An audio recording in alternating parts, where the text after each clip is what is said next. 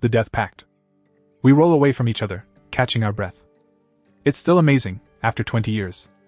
I look into her beautiful face, barely older than the first time we slept together. She looks back at me, her eyes soft with satisfied love. She reaches out and touches my cheek. "How is it still so great?" she asks. I smile. "I love you so much." I am not lying. I do love her. We have a wonderful life together just as we wanted. No kids, because we agreed from the start we wanted no distractions from our perfect love for each other. And of course the Death Pact. Neither of us was to outlive the other. In those days it had made sense to sign a binding commitment that if one of us died, the other would too. Who wants to live without their true love by their side? We live together, we die together. It makes sense, it is only the correct thing to do. And yet, I look at her face, and caught it again. A slight shadow. "Babe, is everything okay?" She looks puzzled. "Of course. Why? It's just sometimes it still feels too good to be true. You silly Billy." She kisses me deeply. Later she gets up. I watch her lovely naked figure, thinking about the pact. I called them last week, looking for a way out. They had been polite but clear, repeating what was already in black and white. The only way out of the pact was if one of us ended the other.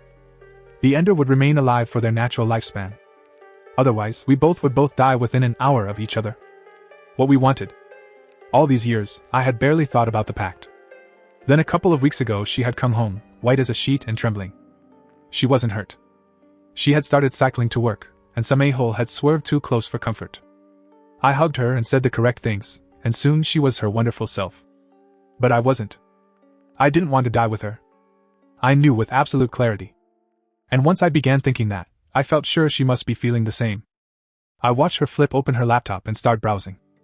"What you looking at?" I lean over. Her hand moved across the windows a little too fast. "Just shoes. Don't look at the prices." She laughs. Unbidden, the thought flashes into my mind that she is researching ways to end me. Then I shook my head. Why would she do that just after we made love, as she is sitting in bed naked with me? To arouse no suspicion. Of course. She is a vivacious woman who loves life. Why would she want it ended if I died? I look at her delicate neck.